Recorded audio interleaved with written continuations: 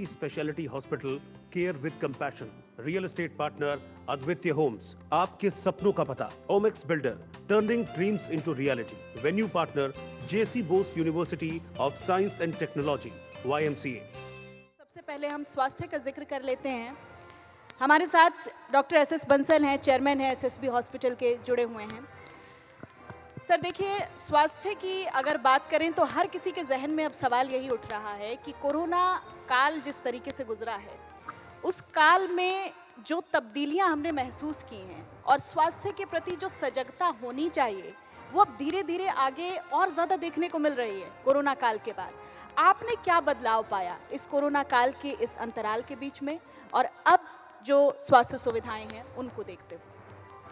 ये बड़ा अच्छा सवाल है, क्योंकि मुझे ऐसा लगता है कि कोविड से पहले लोग अपनी हेल्थ पे इतना ज़्यादा ध्यान नहीं देते थे। उनको हेल्थ जो है, they people use to take it for granted. उनको ऐसा लगता था कि जैसे वो इंश्योरेंस कराएंगे तो वो अपने व्हीकल्स की तो कराएंगे, हेल्थ इंश्योरेंस का जो है लोग इग्नोर करते थे उसको। कोविड के ने एक चीज़ की अवेयरनेस बहुत बड़ी क्रिएट की है सोसाइटी में, पर्टिकुलरली मैं फरीदाबाद में देखा है। लोग अब ज़्यादा से ज़्यादा लोग इंश्योरेंस की तरफ बढ़ रहे हैं। हेल्थ इंश्योरेंस एक पॉपुलर चीज़ हो गई है। लोग जो हैं अपनी हेल्थ को इम्पोर्टेंस दे रहे हैं और उसका इंश्योरेंस करा रहे हैं, बिकॉज लोगों ने कोविड के दिनों में प्रैक्टिकली हर घर में किसी न किसी को कोविड हुआ, हॉस्पिटल में उनको एडमिट होना पड़ा, और जिन लोगों का हेल्थ इंश्योरेंस नहीं था उनको अपनी पॉकेट से पे करना पड़ा। तो इस वजह से मुझे लगता है अब एक तो अवेयरनेस हुई है हेल्थ इंश्योरेंस की, दूसरा कोविड ने एक और इम्पॉर्टेंट चीज़ सिखाई है कि लोगों को कैसे अपने आप को प्रोटेक्ट करना है। लोगों को मास्क पहनना, हैंड वॉशिंग, ये सारी जो चीज़ें हैं लोग इनको अवॉइड करते थे, और ये चीज़ें अब बड़ी लोगों में बड़ी एक प्रैक्टिस हो गई है इस चीज़ की, कि लोग अपना फेस मास्क जो है वो पहनते हैं जब भी कोई किसी से बात करते हैं। तो उससे ना केवल कोविड बल्कि दूसरी रेस्पिरेटरी इन्फेक्शंस भी जो हैं प्रिवेंट हुई हैं। हमने जितने हॉस्पिटल में हमारे पेशेंट रेस्पिरेटरी इन्फेक्शन के आते थे, जिनको लंग डिजीज़ थी, वो सारे पेशेंट्स इस बार हमने कोविड काल में देखा कि वो काफ़ी कम हुई हैं लंग इन्फेक्शंस। बिल्कुल, हमारे साथ में देखिए CM और डॉक्टर रणदीप पूनिया भी हैं, क्योंकि निजी क्षेत्र और सरकारी क्षेत्र जब तक दोनों क्षेत्रों के स्वास्थ्य सुविधाएं अगर नहीं बढ़ेंगी, फरीदाबाद के लिए चूंकि 22 लाख से ज़्यादा की आबादी है, और इस तरह से डॉक्टर साहब अगर बात करें तो अगर सरकारी क्षेत्र की बात करें तो किस तरह से आप फरीदाबाद में आगे बढ़ रहे हैं, क्या क्या आप कुछ नया कुछ लेकर आ रहे हैं स्वास्थ्य के क्षेत्र में खास तौर से? देखिए, फरीदाबाद के सरकारी सिस्टम का स्वास्थ्य विभाग जो है उसके प्रति सरकार बहुत गंभीर है। मैंने भी यहाँ 7 महीने पहले कोरोना काल के बड़े विकट समय में यहाँ ज्वाइन किया था, और 2 बड़ी बड़ी लहरें कोरोना की भी हमने देखी हैं। और उस कोरोना काल में सरकारी सिस्टम ने तो काम किया ही क्या है। मैं आज इस मंच के माध्यम से EIC मेडिकल कॉलेज और हमारे कॉरपोरेट हॉस्पिटल्स ने उनका भी धन्यवाद करना चाहूँगा कि उन्होंने भी हमारा पूरा सहयोग किया है। क्योंकि हमारा जो ईयरली सर्वे होता है उसमें वर्तमान में 22 लाख से ऊपर की पॉपुलेशन हमारा अंदाज है कि ये शहर ले चुका है। और फरीदाबाद को मैं मिनी इंडिया समझता हूँ कि यहाँ हर प्रकार के लोग रहते हैं, हर प्रदेश के, हर शहर के यहाँ पे रहते हैं। उनमें से काफ़ी संख्या ऐसी है जो सरकारी सिस्टम पर ही डिपेंड है, यानी उनकी आर्थिक स्थिति ऐसी नहीं है कि वो कॉरपोरेट हॉस्पिटल या प्राइवेट हॉस्पिटल से अपना इलाज करवा सकें। जी, इसको देखते हुए सरकार ने जहाँ यहाँ BK हॉस्पिटल 200 बेड का है, उसको हम 400 बेड का बनाने जा रहे हैं। उसमें पर्टिकुलरली 200 बेड की जो यूनिट होगी वो मदर एंड चाइल्ड हेल्थ से संबंधित होगी। हमारे यहाँ बहुत सी माताएं डिलीवरी कराने के लिए आती हैं। इस ज़रूरत को समझते हुए उसका बजट भी मंजूर हो गया है, PWD डिपार्टमेंट को दे भी दिया है, और जल्दी ही मुझे आशा है कि MCS में इनका निर्माण चालू हो जाएगा। तो 400 बेड का अस्पताल होने के बाद डिस्ट्रिक्ट हॉस्पिटल हमारा काफ़ी मजबूत हो जाएगा। बड़ी बात कह रहे हैं आप डॉक्टर साहब, लेकिन मैं दोबारा एक बार क्योंकि शिक्षा को लेकर भी जिक्र करना है, उससे पहले मैं एक बार डॉक्टर बंसल से बात कर लेता हूं। बंसल साहब, कोरोना काल के बाद में सुनने में आ रहा है कि जो दिल की बीमारी ज़्यादा बढ़ गई है, चूँकि आप कार्डियोलॉजिस्ट हैं, तो किस तरह से देखते हैं इसको? क्या वास्तव में बीमारी इस तरह की बढ़ी है, और किस तरह से आप इलाज जो है वो दे पा रहे हैं लोगों को? जी, कोविड के दिनों में हार्ट की बीमारी somehow during Covid world over ऐसा हो गया था कि भी कोविड के डर से बाकी सारी बीमारियां शायद ऐसा लगा कि कम हो गई हैं। रादर इनफैक्ट हार्ट के पेशेंट्स सभी हॉस्पिटलों में वर्ल्ड ओवर हार्ट के पेशेंट कम हो गए थे। या तो वो डर के मारे हॉस्पिटल नहीं आ रहे थे, ये वजह हो सकती है। दूसरा ये वजह हो सकती है कि प्रिकॉशंस जो इतनी ज़्यादा ली जा रही थी कोविड से को प्रिवेंट करने के लिए, उससे कहीं ना कहीं हार्ट के पेशेंट्स भी जो हैं उनको भी रिलीफ मिल रहा था। लेकिन जैसे ही अब नॉर्मल रूटीन में लोग आए हैं, लोगों का डर ख़त्म हो गया है कोविड के प्रति और वापस से रूटीन लाइफ में आ गए हैं, वही स्ट्रेस वापस आ गया है। पहले लोग रिलैक्स थे, स्ट्रेस फ्री थे, घर पे बैठे हुए थे, अब वापस कम्पिटिटिव दुनिया में आ गए हैं। कईयों की जॉब्स चली गई हैं कोविड की वजह से, काफ़ी इंडस्ट्री बंद हो गई है। इस वजह से मुझे लग रहा है स्ट्रेस बढ़ गया सोसाइटी में, इसलिए सडनली एकदम स्पर्ट आया है हार्ट पेशेंट्स का। हॉस्पिटल में अब सडनली एकदम हार्ट पेशेंट बहुत ज़्यादा हो गए हैं।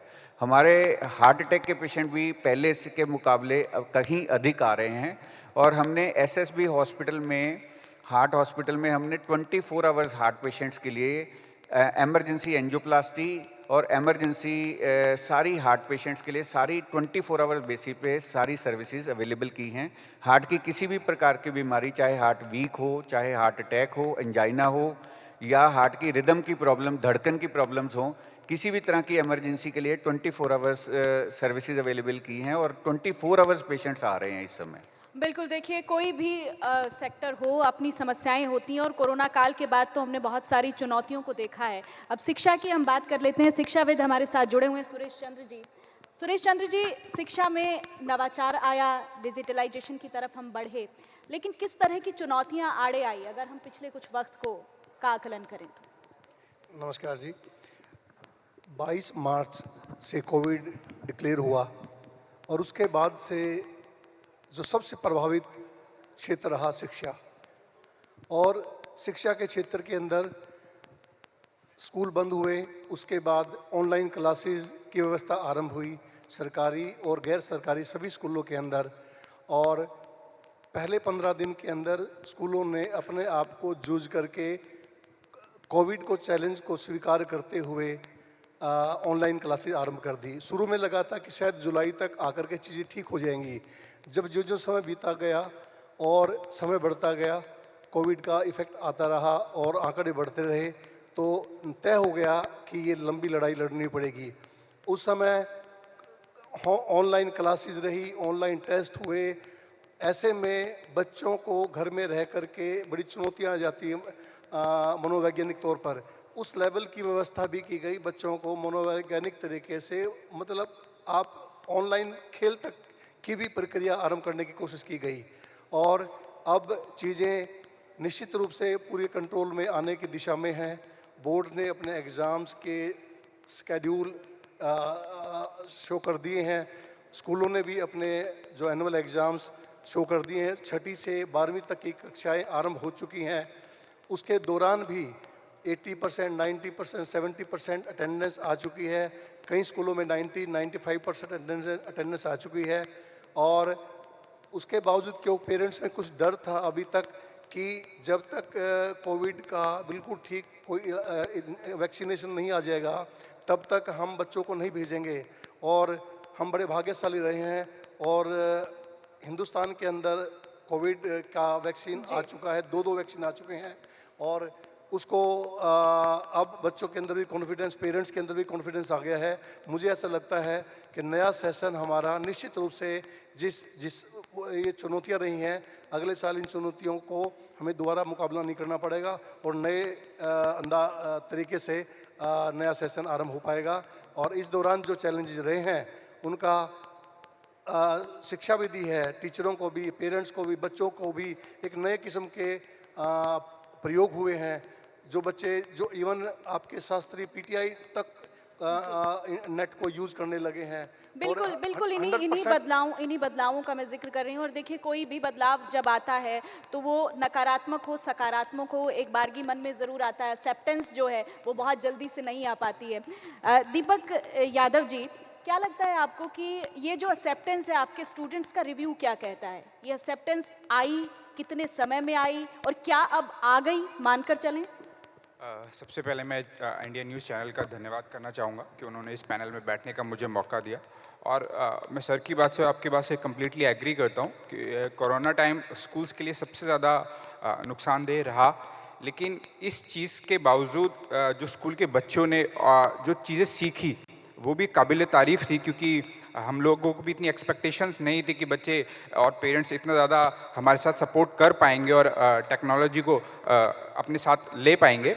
लेकिन जैसे उन्होंने इस चीज़ को अपनाया और इस चीज़ को रिजल्ट दिया, वो सही में काबिल तारीफ़ था। और मैं बिल्कुल मानता हूँ इस बात को कि इससे शायद बच्चों को फिज़िकली जो स्कूल में वो पहुँच नहीं पाए उससे एक नुकसान ज़रूर हुआ, लेकिन जो टेक्नोलॉजी से उनका रुझान बढ़ा और जो उसकी तरफ वो बढ़े वो फ़ायदेमंद था।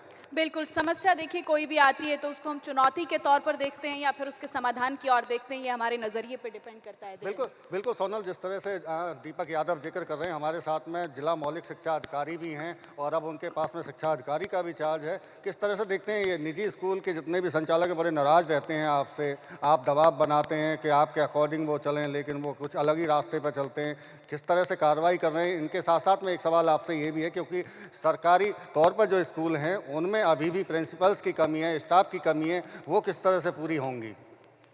सबसे पहले मेरी शुभकामनाएं इंडिया न्यूज़ को, जो आज उन्होंने इसका मेट्रो न्यूज़ का शुभारंभ किया है, और सभी को मेरा धन्यवाद।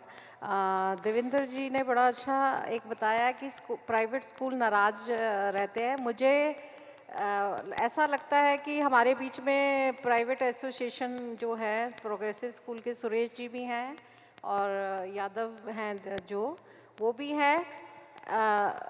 मैं तो आपसे यही कहना चाहूँगी कि मैंने अभी तक कोई किसी प्राइवेट स्कूल में जाके कोई चेक नहीं किया है, किसी प्रकार का मेरा कोई इंटरफेरेंस नहीं है।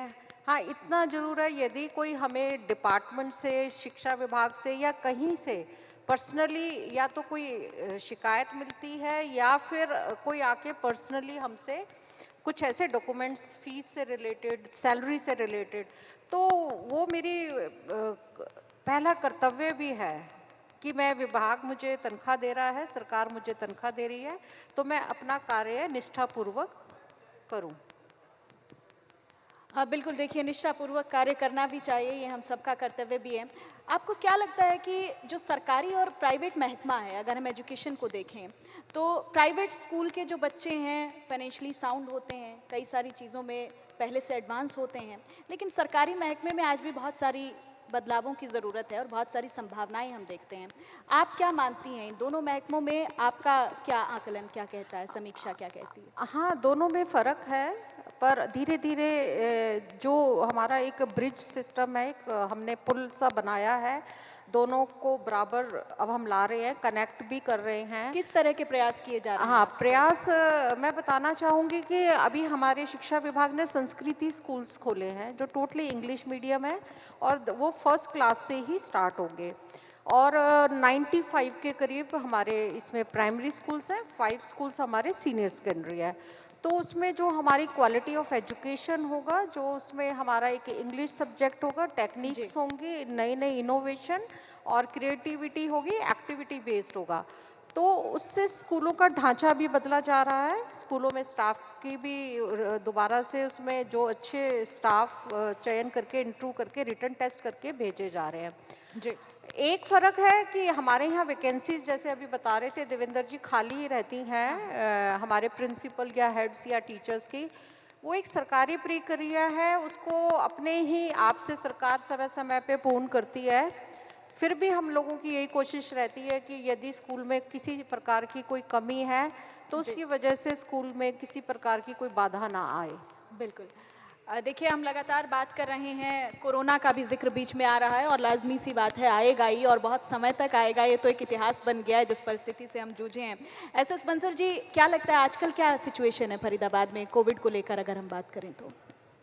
आपने, मेरा ख्याल है कि ये सवाल पूछा है कि कोविड को लेकर क्या अभी क्या हालत है फरीदाबाद की, क्या सिचुएशन?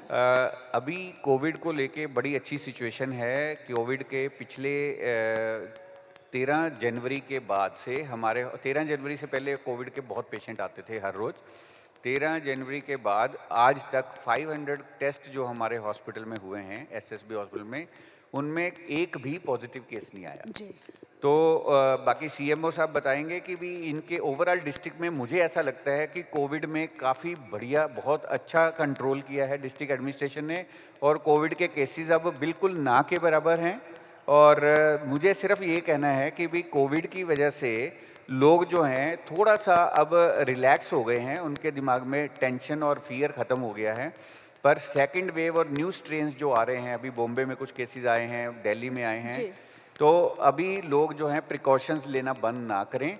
मास्क पहनना अभी भी बहुत ज़रूरी है, बिकॉज अब क्राउडिंग हो गई है मार्केट में, सिनेमा हॉल खुल गए, स्कूल खुल गए हैं, हॉस्पिटल में बड़ी भीड़ हो गई है। तो सिर्फ मास्क एक बड़ी इंपॉर्टेंट चीज़ है जो प्रोटेक्ट करके रखती है। हमें सेकंड वेव को प्रिवेंट करना है, वो मेन टारगेट। देखिए, हमें सजग रहने की बहुत ज़रूरत है। बहुत महत्वपूर्ण बात कह रहे हैं डॉक्टर साहब। रणदीप पुनिया जी, आपको क्या लगता है कि अगर हम बात करें स्वास्थ्य के क्षेत्र की, तो जिस तरीके से फरीदाबाद ने बहुत अच्छा काम किया है और एक अच्छा बदलाव देखने को मिला है, किस तरह के प्रयास अलग आपकी तरफ से किए गए और अब आगे आने वाले समय में किस तरह के प्रयासों की ज़रूरत आपको नज़र आ रही है? देखिए, फरीदाबाद का कोरोना से जहाँ तक सवाल है, कोरोना के लिए 2-3 चीज़ें ज़रूरी जो स्वास्थ्य विभाग की तरफ से होती हैं, उनके लिए हमने पूरा प्रयास किया और उसमें हम सफल भी रहे हैं कि कोरोना की टेस्टिंग का दायरा बढ़ा करके हमने पूरे ज़िले में 42 सेंटर स्थापित किए और उनको इस तरीके से स्थापित किया गया था किसी व्यक्ति को 3 या 4 किलोमीटर से दूर टेस्टिंग करा लेके ना जाना पड़े।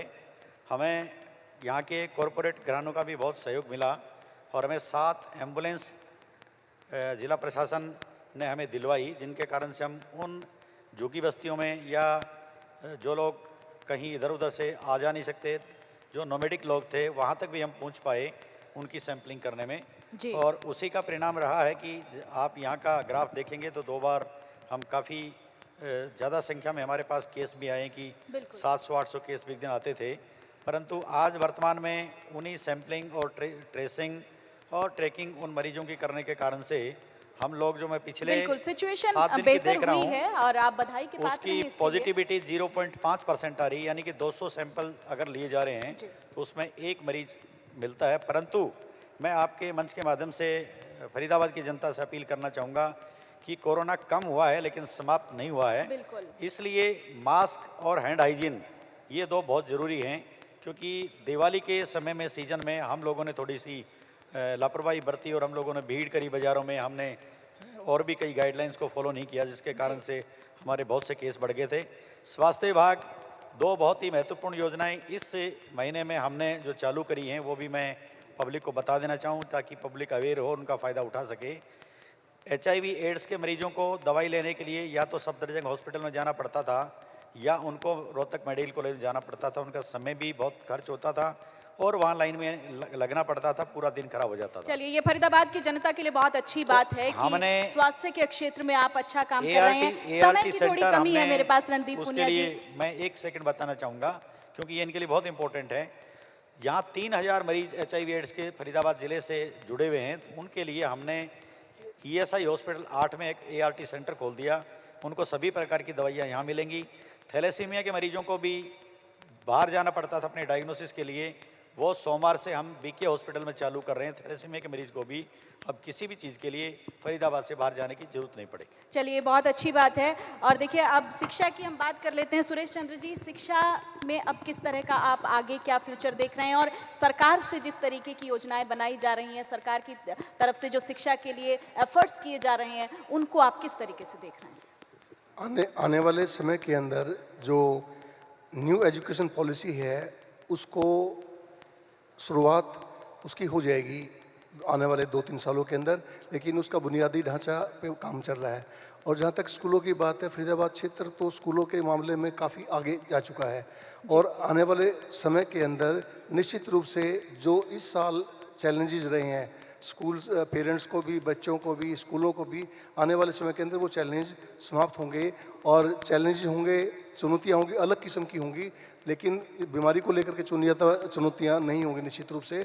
और आने वाला वर्ष निश्चित रूप से एजुकेशन फरीदाबाद से एक अलग रूप से निकल कर के आए। बिल्कुल आगे निश्चित तौर से आगे जरूर एजुकेशन बढ़ रही है। दीपक यादव हमारे साथ हैं, प्राइवेट स्कूल एसोसिएशन के आप प्रवक्ता भी हैं। तो चूंकि सरकार से लगातार आप मांग रही है आपकी स्कूलों को खोलने को लेकर, स्कूल खोल भी दिए, आदेश भी जारी हो गए, क्या लगता है आपको, अभिभावक मान रहे हैं इस बात को, बच्चे स्कूल तक पहुँच रहे हैं, क्या उनके मन से डर निकल रहा है? दीपक जी। हम ये मुद्दा बहुत टाइम से उठाते आ रहे थे और हमारे लिए खुशी की बात है सभी एसोसिएशन के लिए कि सरकार ने इस बात को बहुत बखूबी समझा और उन्होंने 6 ऑनवर्ड स्कूल्स को खोलना भी स्टार्ट के लिए परमिशन हमें दे दी। बट उसके साथ साथ अब आज मेरे पास मौका है तो मैं आपके माध्यम से ये रिक्वेस्ट करूंगा सरकार से कि वो 3rd ऑनवर्ड भी बच्चों को ज़रूर अलाउ करे, क्योंकि सभी स्कूल जितने भी सेफ्टी कंसर्न है उसको बहुत अच्छे से फॉलो कर रहे हैं और उन चीज़ों को कोशिश कर रहे हैं कि पेरेंट्स के विश्वास को पूरा जीत पाएँ। और मैं उसमें मानता हूं कि सभी स्कूल्स ने उसमें अपना पूरा 100% दिया है और कहीं भी किसी तरह की कोई कमी नहीं दी है। और पेरेंट्स के रुझान की बात आपने करी, पेरेंट्स ने आके स्कूल्स को चेक किया है, उन्होंने देखा है कि सेफ्टी कंसर्न पूरे हैं या नहीं है, और जब वो संतुष्ट हुए हैं तभी उन्होंने अपने बच्चों को भेजना अलाउ किया है। और ये हमारे लिए भी खुशी की बात है कि शायद बिल्कुल ये अच्छी बात है, ये बेहतर संकेत है और हम उम्मीद यही करते हैं कि धीरे धीरे इस कोरोना के फियर से हम लोग उभरेंगे और शिक्षा और स्वास्थ्य में हम और बेहतरी की इस मंच से फरीदाबाद के लिए कामना करते हैं। आप सभी मेहमानों का बहुत बहुत शुक्रिया इस सत्र में हमारे साथ जुड़ने के लिए। Thank you. Thank you.